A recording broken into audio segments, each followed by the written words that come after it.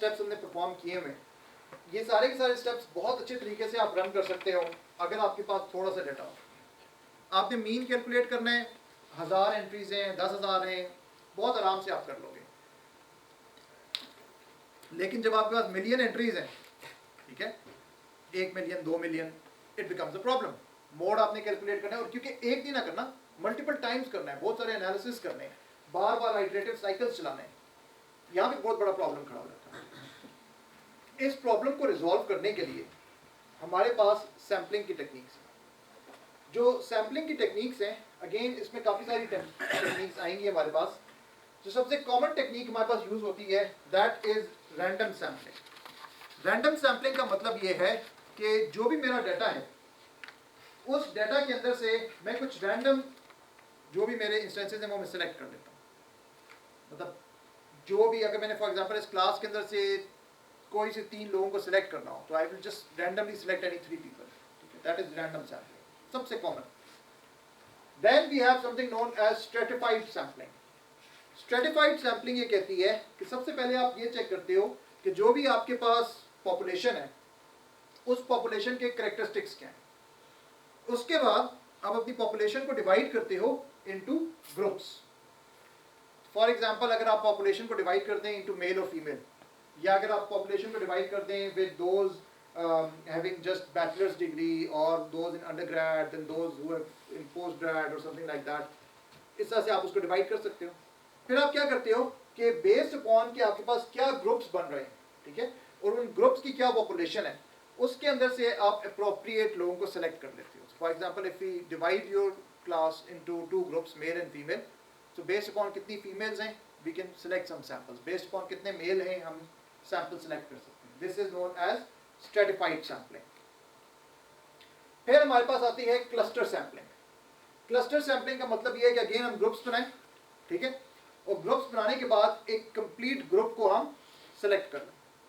This is really useful कि जहाँ पे फॉर एग्जांपल अगर हमने यहाँ पे चेक करना हो कि फीमेल एजुकेशन को देखना हो, तो best way to do it is कि पॉपुलेशन के अंदर से मैंने सारे मेल और फीमेल अलग अलग किए। फिर उसके बाद मैंने देखा कि कौन सी एजुकेटेड फीमेल्स हैं, उनको मैंने सिंपली उठाया, पूरे उस क्लस्टर के ऊपर अपना एक्सपेरिमेंट रन कर दिया। ठीक है, तो पॉपुलेशन ही वुमेन की होगी ना, मतलब यानी पॉपुलेशन में आप मेल तो डेटा में होने ही नहीं चाहिए, पॉपुलेशन में ही नहीं होने चाहिए। नहीं, लेकिन पॉपुलेशन तो हमारी कंट्रोल में नहीं है ना। एक्चुअल पॉपुलेशन जो हमारे पास डाटा आ रहा है, पॉपुलेशन तो वो डाटा है ना जो डाटा आ रहा है हमारे पास जो डाटा फॉर एग्जांपल अगर पीबीएस से आ रहा है, तो हमें सिर्फ ख़वातीन की एजुकेशन का तो नहीं डाटा देगा, तो हमें मेल का भी देगा, फीमेल भी देगा, तो हम उसको डिवाइड करेंगे, एक पूरा का पूरा सैंपल उठा लेंगे। या अगर आप इसको इस तरह से देखो कि अगर आपने देखना हो कि प्राइमरी एजुकेशन कितनी ख़वातीन ने ली है, तो आपको डाटा तो एक्चुअली सबका मिलता है ना, तो उसके अंदर से ख़वातीन उठाई, फिर उसके बाद उठाई कि कितने ने प्राइमरी एजुकेशन ली है, कितने ने नहीं ली है, कितने ने और ली हुई है, फिर एक पर्टिकुलर सिर्फ एक ग्रुप उठा लिया। तो इस तरह से हम उसको करना चाहते हैं। सिस्टमैटिक सैम्पलिंग आ जाती है।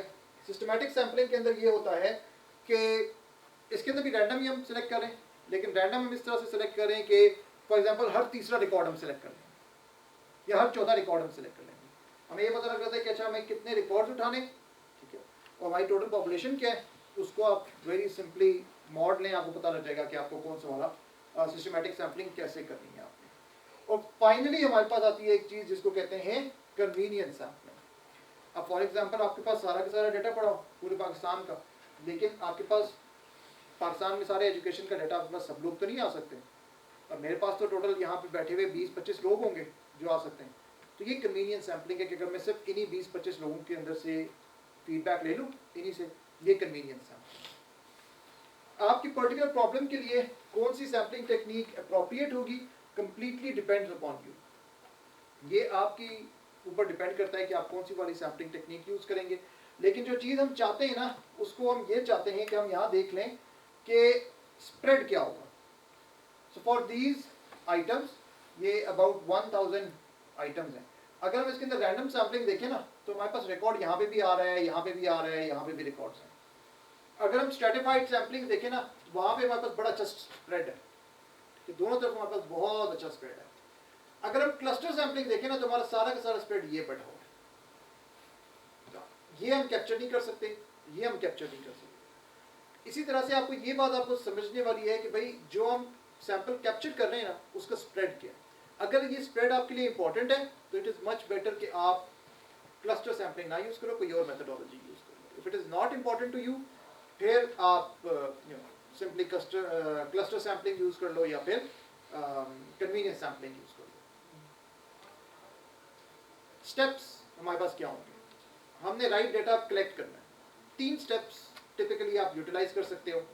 स्टेप 1 के अंदर you need to define very clear objectives. Now this is a very important.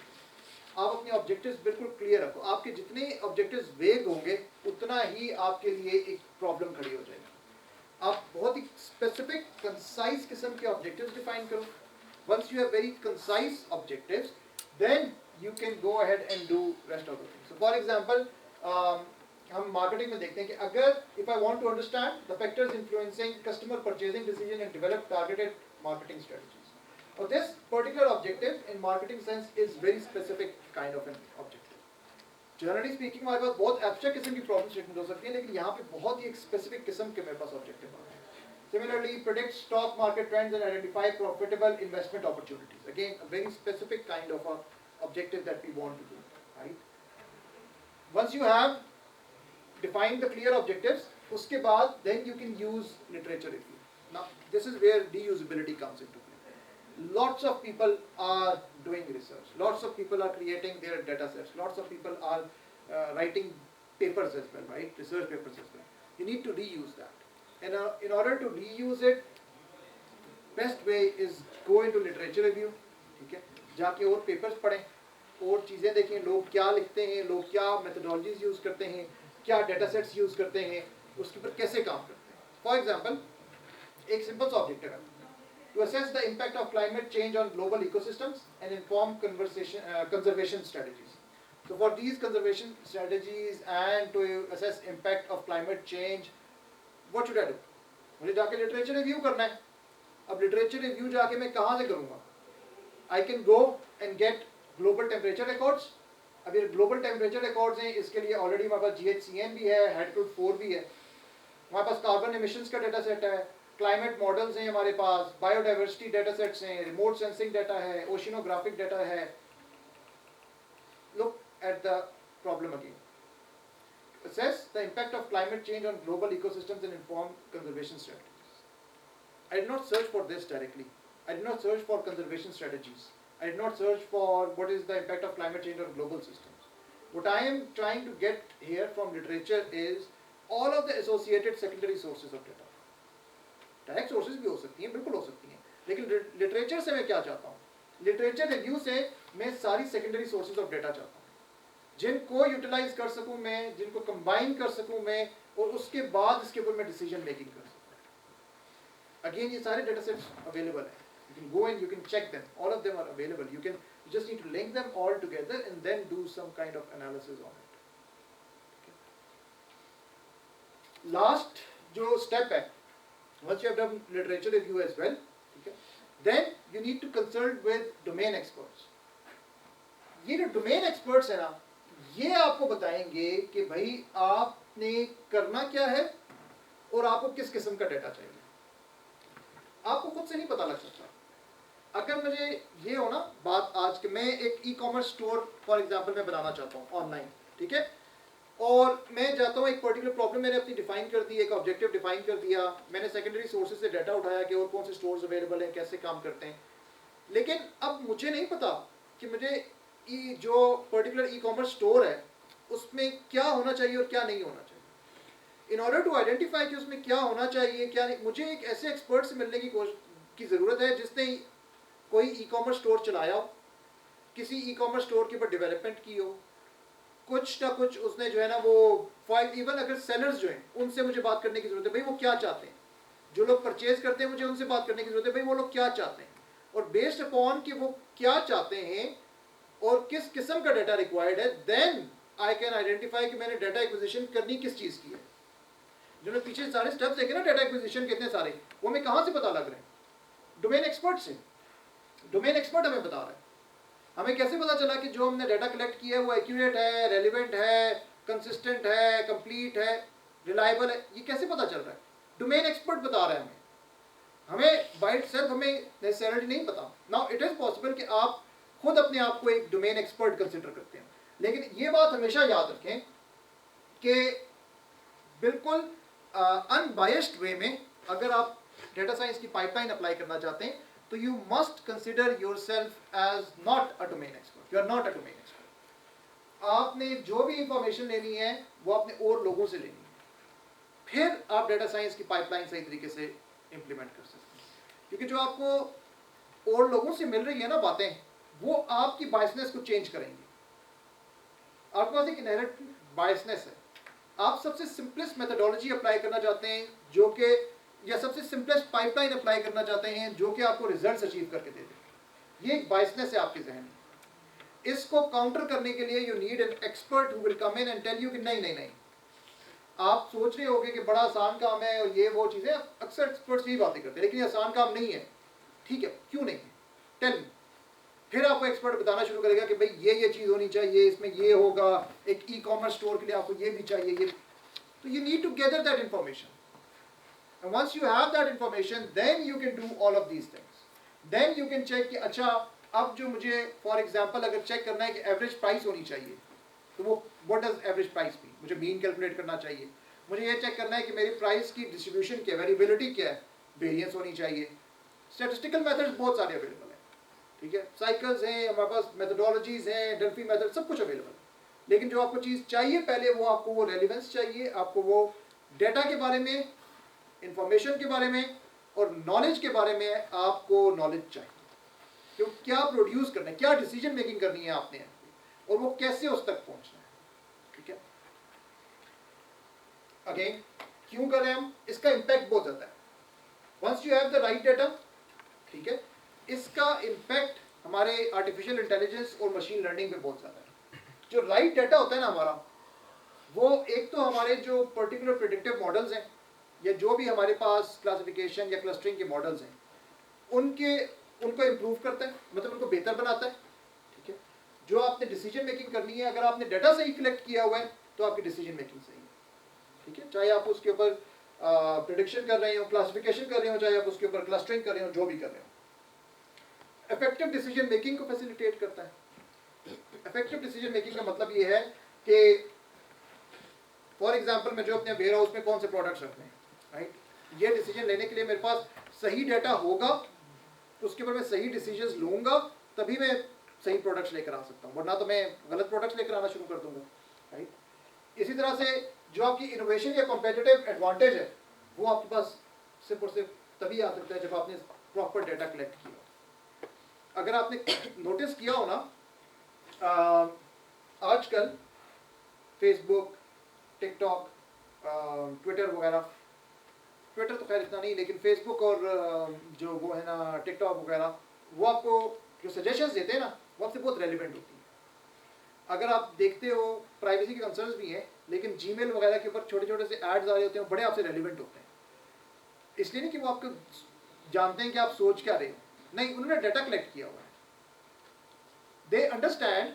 For example जो फेसबुक पे एड्स आते हैं, आपको लगता होगा कि यार मैं अभी सोच रहा था कि जो है ना वो चाय पीऊँ, और ये देखो ये मुझे चाय का ऐड आ रहा है। इट्स नॉट बिकॉज कि आप सोच रहे थे, it's because they have collected the data.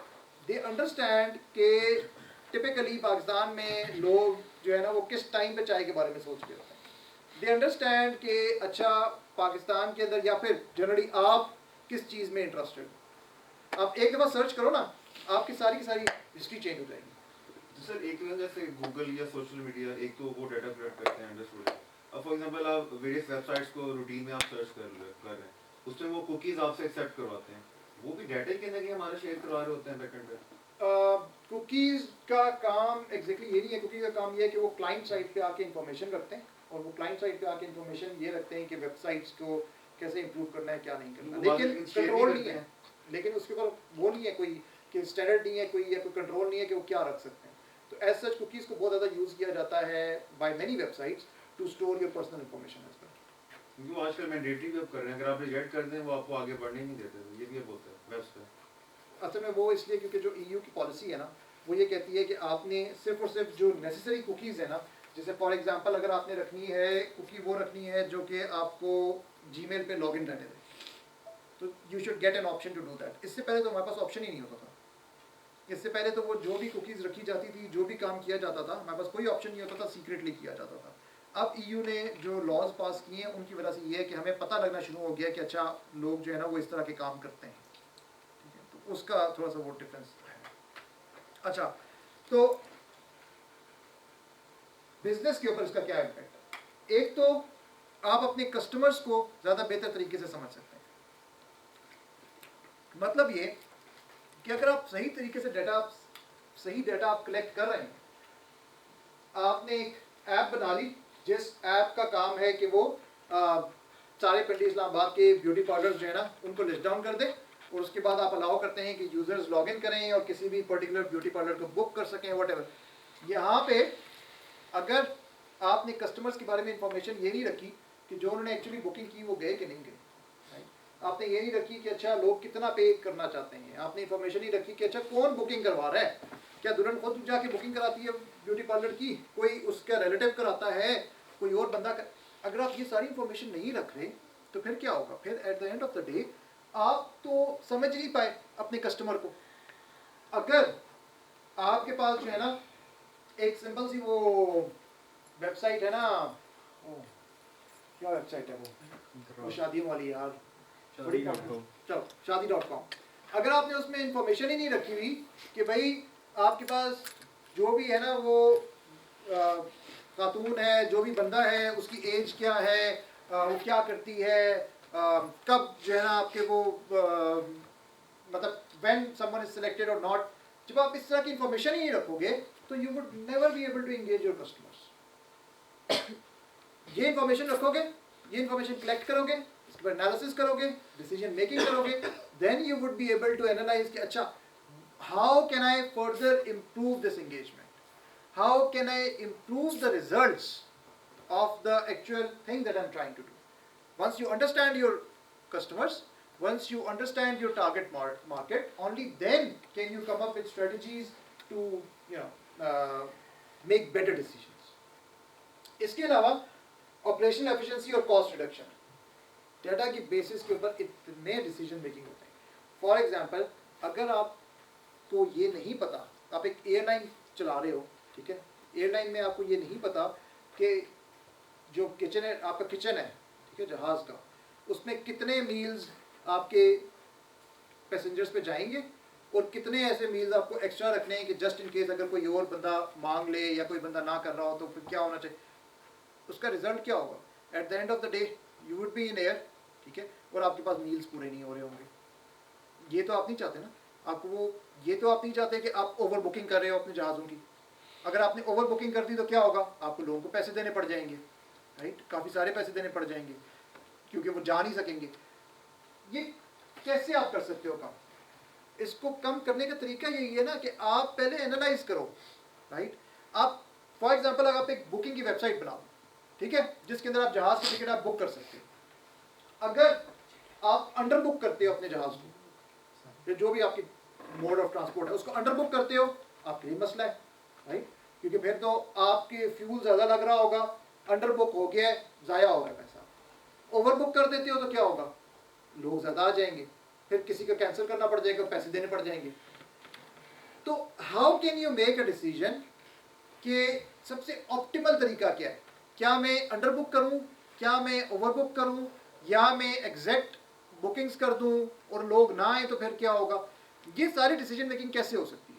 Once you have collected the right data and made decision correctly, फिर आपको पता होगा कि अच्छा अब हॉलीडेज के पास मुझे क्या करना चाहिए, ठीक है, और मुझे नॉर्मल डेज पे क्या करना चाहिए। अब मुझे किस टाइम पे, कितने अरसा पहले अगर कोई बुकिंग कर रहा है तो कंफर्म करनी चाहिए, किस टाइम पे नहीं करनी चाहिए। और इसकी वजह से क्या होता है, वो जितने आपको ऑनलाइन देखते हो ना, यूनाइटेड हो गया, अमेरिकन एयरलाइंस हो गया, जिसके अंदर इतने ज़्यादा मसले पड़े हुए हैं, because they are not making decision based upon data, they are just ad hoc making decision कि अच्छा ठीक है पैसा फिलहाल हम उठा लें। But as your airlines have now started looking at the data, they are making much better decisions now, right? Internationally तो बहुत ही अच्छे लगते हैं। अच्छा, फिर data driven innovation और product development, अगर आपको ये पता लग रहा हो कि यार मेरे जो भी यूजर्स हैं, ठीक है, मैंने एक वेबसाइट बना दी है और मेरे यूजर्स जो है ना वो वेबसाइट हमेशा मोबाइल फ़ोन पे देखते हैं, कि ज़्यादातर मेरे यूजर्स मोबाइल फ़ोन पे देखते हैं website. What does this indicate? This indicates कि you should have move towards a smartphone. आप एक स्मार्टफोन की ऐप बनाओ जिसके अंदर चीज़ें प्रॉपर्ली यूज़ हो रही हैं, राइट, जिसके अंदर आप काम कर सकते हो, जिसके अंदर जो है ना लोग उसके साथ इंटरेक्ट कर सकते हैं स्मार्टफोन के अंदर, ताकि बेहतर तरीके से इंटरेक्ट कर सकें. ये वो इनोवेशन है या प्रोडक्ट डेवलपमेंट है जो आप चाहते हो. अब आपको ये पता लग गया कि जो फॉर एग्जांपल एप्पल जो है वो ये देखता है कि यार लोग फिटनेस ट्रैकिंग में बहुत ज़्यादा इंटरेस्टेड हैं, लोग AR VR में बहुत ज़्यादा इंटरेस्टेड हैं. तो what does it do? It comes up with new products all the time, right. This is where you can bring innovation and product development as well. Look at the data and based upon that you can make the proper decisions.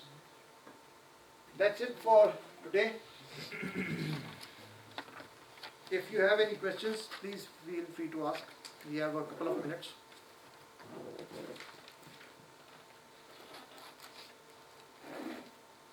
None? Okay, great. So 7 o'clock lab में इंशाल्लाह, ठीक है? Yes, please, sorry. Sir आपकी airline वाली example जो overbook करते हैं, ऐसे पाकिस्तानी लोग का ये और अक्सर होता है कि ओवरबुक कराते हैं, इसलिए वो एक्सपेक्ट करते हैं लोग नहीं आएंगे, तो फिर पैसे उनको ऑप्टिमाइज़ कर सकते हैं ताकि ज़्यादा ले लें. और लेकिन चांस ज़्यादा होता है कि फिर भी चांस होता है कि फिर भी सारे लोग आ जाएं और उन्हें पैसे निकालने पड़ते हैं, लेकिन उनको फिर भी फ़ायदा होता है. हाँ. इस वजह से कि जितने पैसे उन्होंने कमा लिए हैं, एक बंदे को टिकट वापस करना इतना नुकसान नहीं होता जितना उन्होंने 10 से लिया था और उन्होंने कैंसिल कर दिया. हाँ ठीक है, लेकिन हमारे पास इसको चेक करने के लिए, इसको प्रूफ के लिए हमें ये देखना पड़ेगा कि कितना ओवरबुक होता है, कितने एक्स्ट्रा लोग आते हैं. At the end of the day you don't, क्योंकि जितने एक्स्ट्रा बंदे आ रहे हैं ना, अगर तो वो सिंपल पैसे लेके वापस जा रहे हैं तो इट इज़ फाइन, लेकिन अगर वो वहाँ पे एक लड़ाई शुरू कर दें तो आपकी तो रेपुटेशन गई. ठीक है, तो इस तरह की चीज़ें भी तो हमने अवॉइड करनी है ना. हम डाटा कलेक्ट करेंगे तो फिर कुछ अवॉइड होगा ना, तो उस काम के लिए हमें ज़रूरी है कि हम करें. Otherwise yes it is very much feasible. तभी तो सारी एयरलाइंस कर रही हैं बगैर डाटा को देखे हुए, तभी तो ओवर बुक करती हैं ताकि जो है ना उनके पास कुछ अर्सा भी, क्योंकि वो दोबारा इन्वेस्ट भी कर देती हैं. तो इन द 3 months और वट एवर टाइम पीरियड उनके पास पैसे पड़े हुए हैं, वो तो पैसे अपने कमा रहे हैं उसके ऊपर, तो वो तो बिल्कुल ऐसा. स्टार्ट की कुछ स्लाइड्स अगर दिखा दें, मैं ज़रा लेट कोई मसला नहीं है. तो स्टार्ट में जो हमने बेसिक बात की थी ना, वो ये थी कि राइट डेटा क्या वो है. पुराने से ही ठीक है. हाँ ठीक है, तो राइट डेटा क्या है, उसकी relevance, accuracy, completeness, consistency, reliability कैसे हो, right data and wrong data. या और फिर हमने इसके ऊपर बात की थी कि हम कैसे डाटा कलेक्ट कर सकते हैं, which includes direct collection methods, which are surveys and questionnaires, close ended, ठीक है, या ओपन एंडेड, इंटरव्यूज़ वगैरह हो सकते हैं, ऑब्जर्वेशन हो सकती हैं नेचुरलिस्टिक, जो एक नेचुरल एनवायरनमेंट के अंदर आप कोई चीज़ ऑब्जर्व कर रहे हो, या फिर आप एक कंट्रोल्ड ऑब्जर्वेशंस कर रहे हो, इसमें आप कुछ एक क्लोज स्पेस के अंदर आप चीज़ें ऑब्जर्व करने की कोशिश करते हो. सही. Sir, will you share these slides with us? Eventually I will.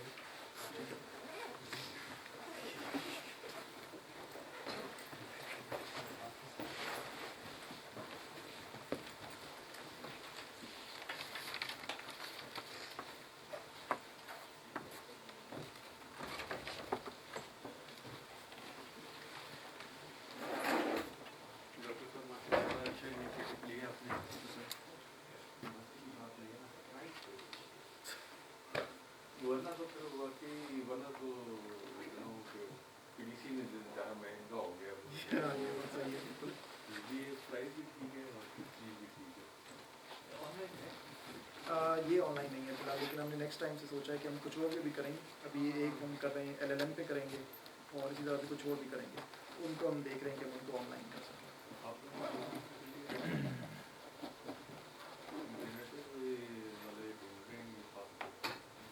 नहीं अच्छा, हमें करना अलाउड नहीं है. हाँ, हमें नहीं करना.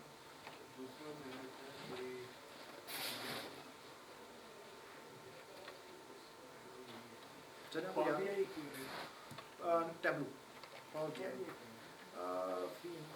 टैब्लू और भी है इसमें.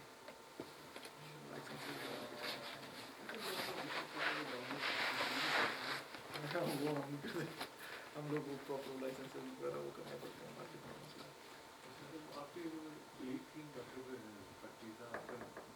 अच्छा, हमने मेरे से पहले नहीं की. एक्चुअली वापस मैं अभी आया पिछले साल वापस आया हूँ। उससे पहले मैं बहुत पहले यहाँ पे था, मैं अबाउट 2018 में यहाँ से गया था, फिर मैं वापस आया हूँ इसी बीच में। कहाँ से आए हैं? साउथ कोरिया से मैं PhD करके आए? जी PhD करके आया।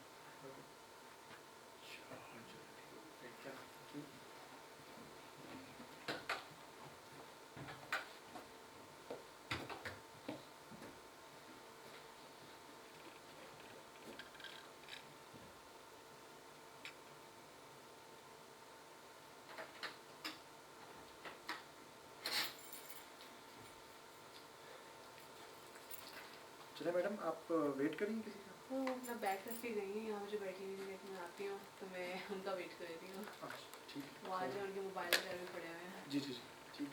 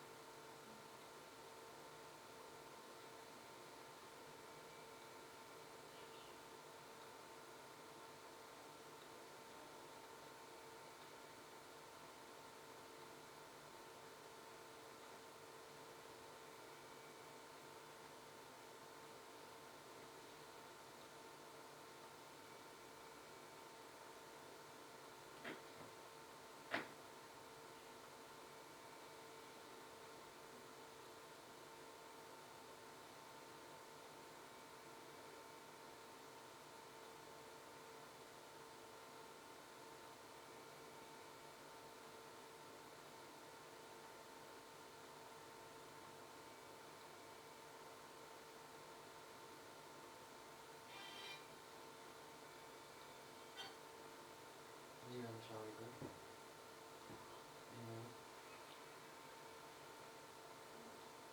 हेलो।